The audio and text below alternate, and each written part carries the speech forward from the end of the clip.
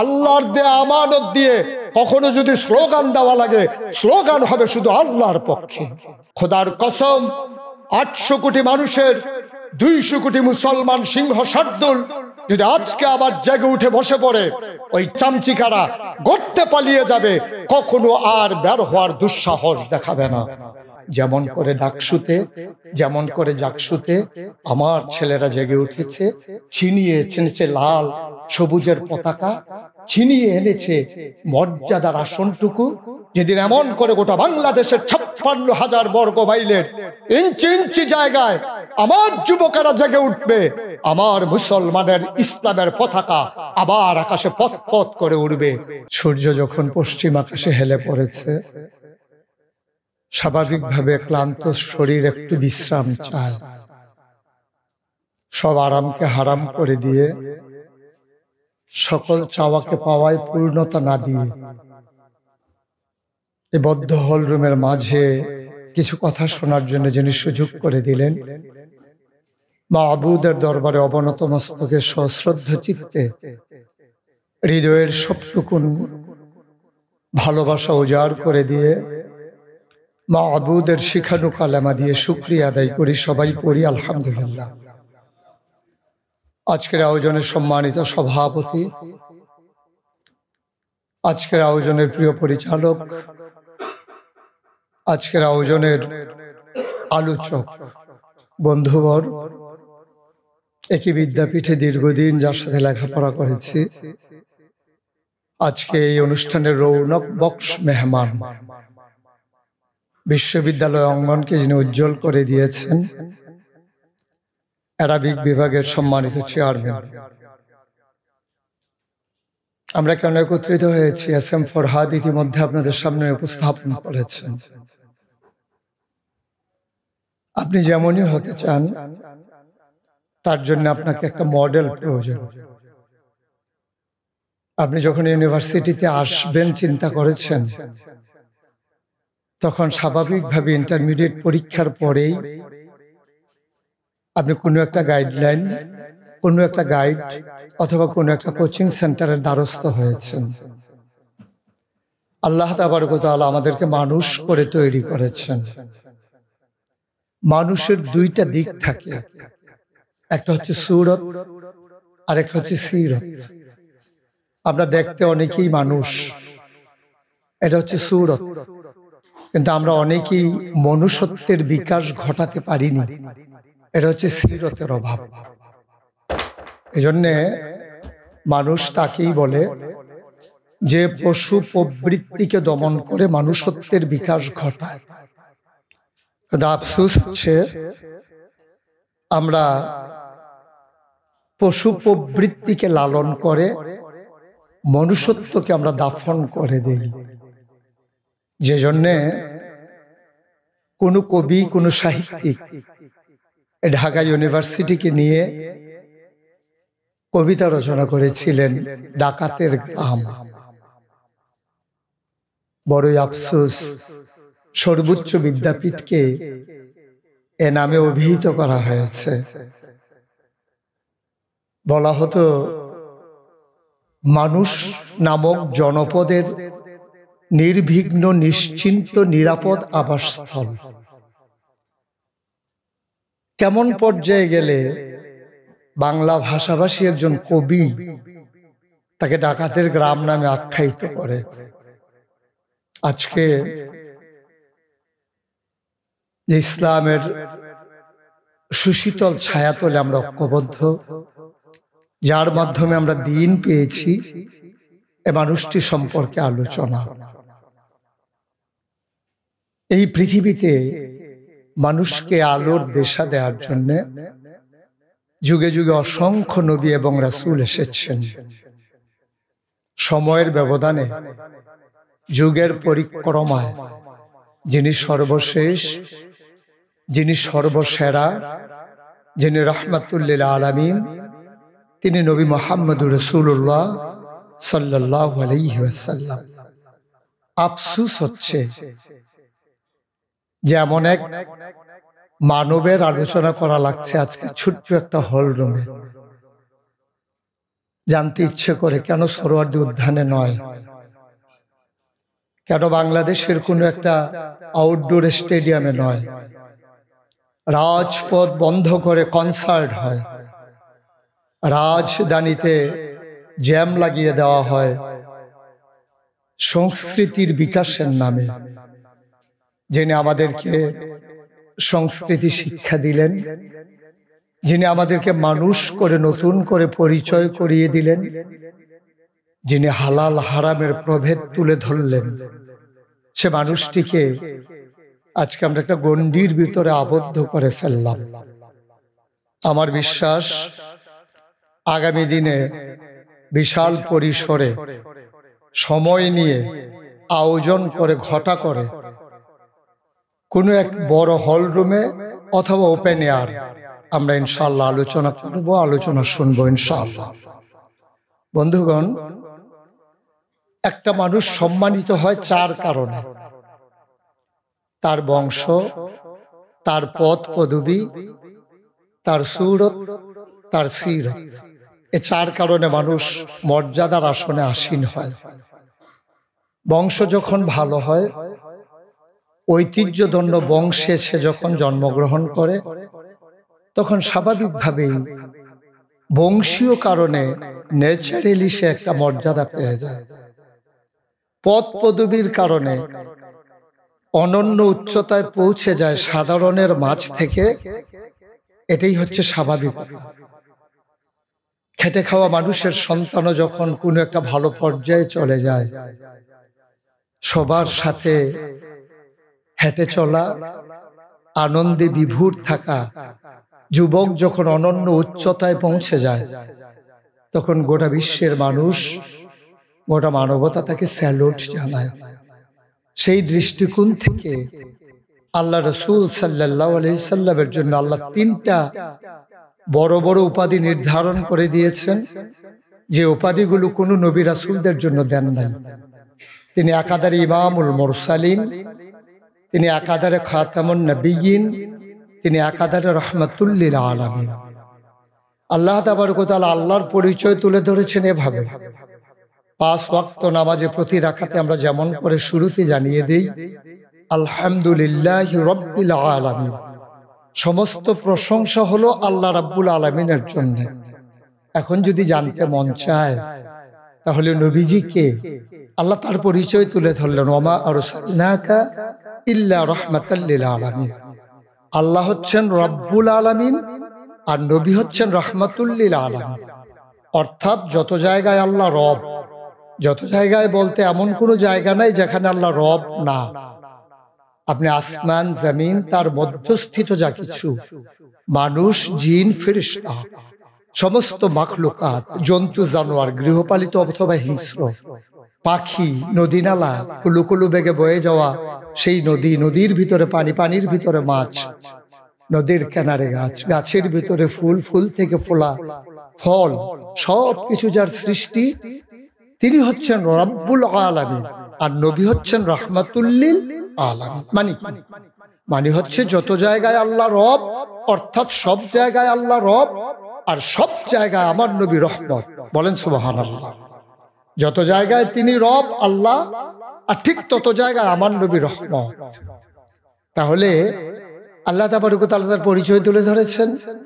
স্বাভাবিকভাবে প্রশ্ন জাগে, মানুষটিকে আপনি কেন পাঠিয়েছেন? কি দরকার ছিল মানুষটির? আর কখনই বা আসলো তিনি?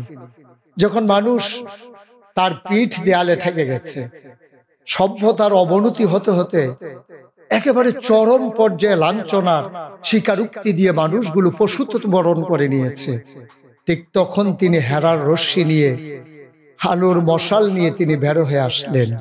তিনি বললেন, কুলু লা ইলাহা ইল্লাল্লাহ, তোমরা বলে দাও লা ইলাহা ইল্লাল্লাহ।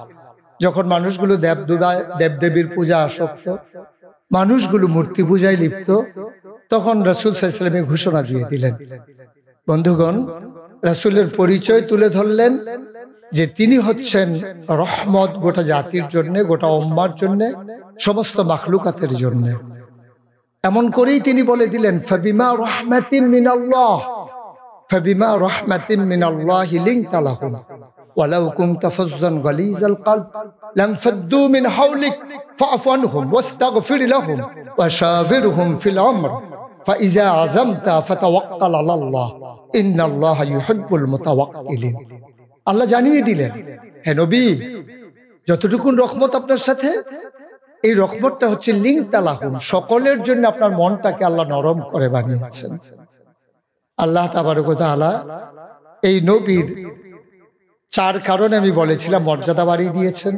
1 নম্বরে তার বংশমর্যাদা, তিনি মক্কার সবচেয়ে বড় বংশের, সম্ভ্রান্ত বংশের, একেবারে কুলুসহীন একটা বংশে তিনি জন্মগ্রহণ করেছিলেন। 2 নম্বরে তার ছিল পদ পদবী, যেটা বললাম। 3 নম্বরে তার সুরত, তিনি ছিলেন সৌন্দর্যের আধার। প্রথম দৃষ্টিতে মানুষ একজন মানুষকে পছন্দ করে নেয় তার সৌন্দর্যের প্রতিভূ হিসাবে।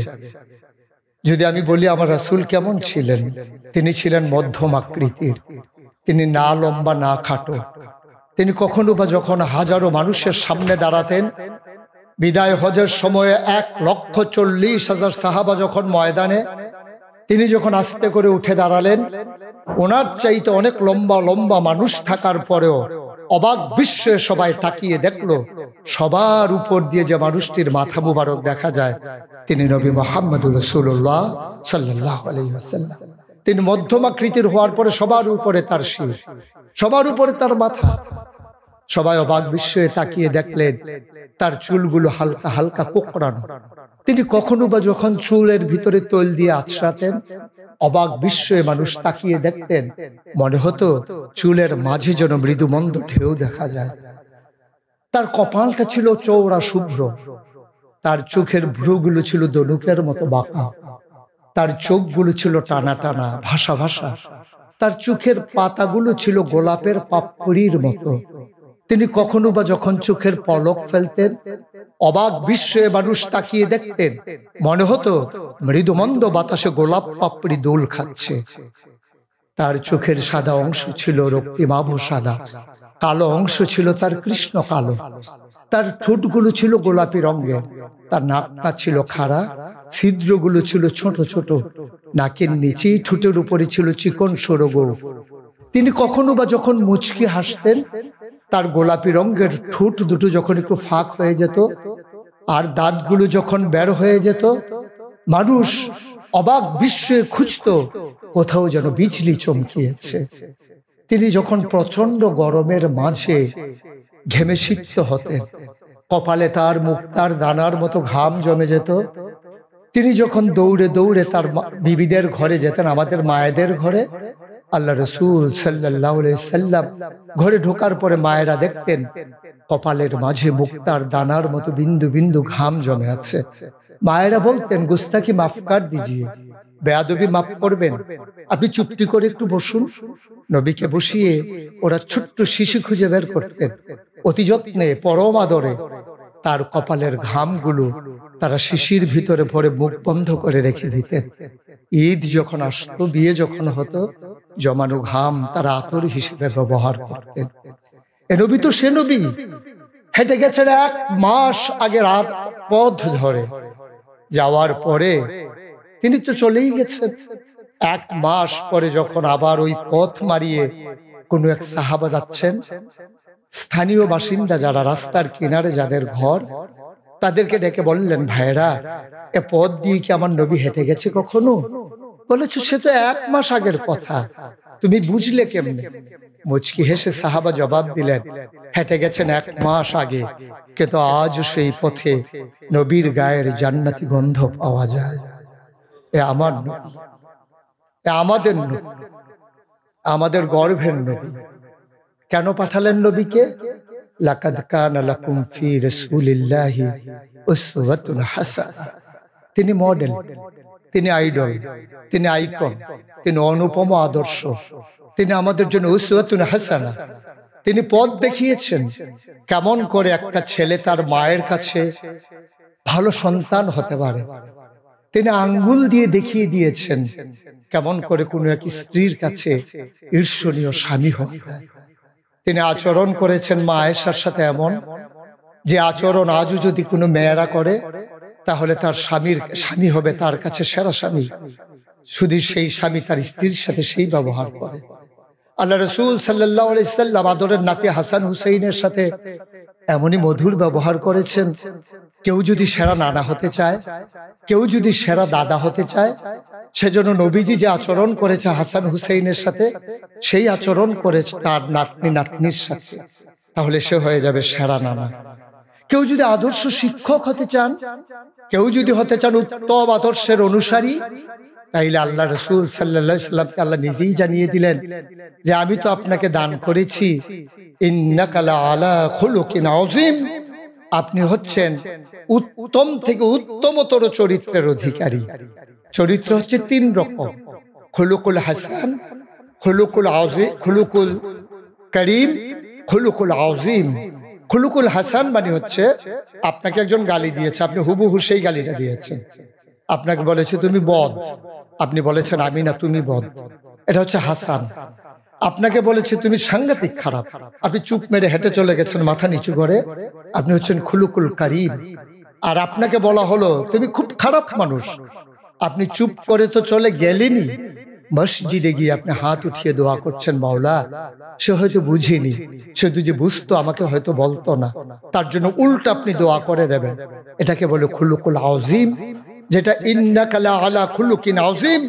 আল্লাহ বলছেন ও নবী, আমি হলাম সর্বোত্তম মর্যাদার অধিকারী, আর আপনি হচ্ছেন সর্বোত্তম চরিত্রের অধিকারী। সুতরাং যার কোনো তুলনা হয় না, তুলনা মেলা ভার, জুড়ি মেলা ভার। আজকে এমন একদল মানুষের সামনে কথা বলছি যাদের ব্যাপারে আল্লাহ কোরআনে বলছেন কুল হাল ইয়াস্তাবিল্লাযীনা ইয়ালামুনা ওয়াল্লাযীনা লা ইয়ালামুন। হে রাসূল আপনি বলে দেন, যারা জানে যারা জানে না তারা কি এক সমান? আপনার যাচাই বাছাই উত্তীর্ণ হয়ে জ্ঞানের আকরে আপনারা জ্ঞান অর্জনের জন্য সত্যান্বেষী একদল মানুষ। কিন্তু আমাদেরকে যেভাবে ডাইভার্ট করা হয়, আমাদেরকে যেদিকে ঘুরিয়ে দেওয়া হয়, আমরা নদীর স্রোতের মতো সেদিকেই ঘুরে যাই। কিন্তু আদর্শ মানব সেই যে নদী স্ট্রেট চলতে জানে, বাধা আসবে যেখানে, লড়াই হবে সেখানে, সেই হচ্ছে আদর্শ মানুষ। যে কখনো বাঁক ফিরায় না, সময়ের তালে স্রোতের সাথে গা ভাসিয়ে দেয় না, যে কখনো প্রেক্ষাপট বাছাই করে তার নিজের মর্যাদাকে বেছে নেয় না। সুতরাং আসুন আমরা সবাই মিলে সে সোনার মানুষ হয়ে যাই, যে সোনার মানুষের জন্য নবী করিম সাল্লাল্লাহু আলাইহি সাল্লাম এসেছিলেন। আপনারা তো ঢাকা ইউনিভার্সিটিতে বসে আছেন, অনেক জ্ঞানী গুণীদের থেকে আপনারা জ্ঞান অর্জন করছেন, অথচ নবী যখন এসেছেন ১৫০০ বছর আগে, তখন একটা ইউনিভার্সিটি ছিল না, একটা কামিল মাদ্রাসা ছিল না, একটা দাওরা হাদিস মাদ্রাসা ছিল না, চুয়েট বুয়েট কুয়েট কিছুই ছিল না। ছিল না বলতে না ছিল একটা বিশ্ববিদ্যালয় কলেজ, না ছিল একটা ডিগ্রি কলেজ, না ছিল ইন্টারমিডিয়েট কলেজ, ছিল না বলতে কিচ্ছু নাই। উচ্চ বিদ্যালয় নাই, প্রাইমারি নাই, প্রি প্রাইমারি নাই, গণশিক্ষা নাই, নৈশ শিক্ষা নাই, বলতে কিছুই নেই। প্রিন্ট মিডিয়া নাই, ইলেকট্রনিক্স মিডিয়া নাই, ল্যান্ড ফোন নাই, মোবাইল ফোন নাই, কুরিয়ার সার্ভিস নাই, নেটের কানেকশন নাই, সংযোগ নাই, নাই বলতে কিছুই নাই। কুরিয়ার সার্ভিস নাই, পোস্ট অফিস নাই, রাষ্ট্রীয় অবকাঠামো নাই, যেখানে রাজধানী নাই, রাজপথ নাই, যেখানে রাজনীতি নাই, নাই বলতে কিছুই নেই। না ছিল প্রেসিডেন্ট, না ছিল প্রধানমন্ত্রী, না ছিল জেলা প্রশাসক, না ছিল এসপি, না ছিল রাষ্ট্রীয় অবকাঠামো, জেলা উপজেলা গ্রাম ওয়ার্ড বলতে কোনোই ছিল না। মানুষ ছিল পশুর চাইতে নিকৃষ্ট। তিনি আসলেন, তিনি মানুষকে জাগালেন, তিনি আর মোর ভেঙে সবার ঘুম ভাঙিয়ে দিলেন। তিনি চিৎকার করে জানিয়ে দিলেন, তুমি যদি বাংলাদেশের মতো একটা দেশে বাস করো তাহলে তুমি বাংলাদেশী, যদি তুমি আরবিতে কথা বলো তুমি আরবি। সুতরাং তুমি দেশগত কারণে তুমি বাংলাদেশী। আমি বাংলাদেশের প্রেক্ষাপটে বলছি, আপনি বাংলায় কথা বলেন বলে বাঙালি, বাংলা ভূখণ্ডে অবস্থান করেন বলে বাংলাদেশী। আপনার জন্যে খাবারের মেনু যাই হোক, আপনার ভাষা যাই হোক, কিন্তু আপনার মূল পরিচয় বাঙালি নয়, আপনার মূল পরিচয় বাংলাদেশী নয়, আপনার মূল পরিচয় ভূখণ্ডের সাথে আবদ্ধ হতে পারে না। আপনি বিশ্বমায়ের সন্তান, আপনার পরিচয় ইন্নানী মিনাল মুসলিমিন, আমি মুসলমান। আমি যেখানেই যাব আমি মুসলমান, বাংলায় কথা বললো আমি মুসলমান, আরবিতে কথা বললো আমি মুসলমান। ভুইয়া চৌধুরী, সরকার, খনকার, পেশকার, স্বর্ণকার, দফাদার, কন্ট্রাক্টর, যেভাবেই আপনি আপনাকে ভূষিত করেন, আপনি মন্ত্রী, আপনি এমপি, আপনি ইউনিভার্সিটির প্রফেসর, কিন্তু দিন শেষে আপনার পরিচয় ইন্নানি মিনাল মুসলিমিন, আমি মুসলমান। আপনি সে নজরানা পেশ করবেন। সূরা তাওবার 111 নম্বর আয়াতে আল্লাহ যা মনে করিয়ে দিয়েছেন, ইন্নাল্লাহা ইশতারা মিনাল মুমিনিনা আনফুসাহুম ওয়া আমওয়ালাহুম বিআন্না লাহুমুল জান্নাহ। আপনি আপনার জান আর মাল আল্লাহর রাহে বিক্রি করে দিয়েছেন, বিনিময়ে আপনি জান্নাত বেছে নিয়েছেন। সুতরাং এই জান আপনার কাছে আমানত, আপনার মাল সম্পদ আপনার কাছে আমানত, আপনার অর্জিত শিক্ষা আপনার কাছে আমানত।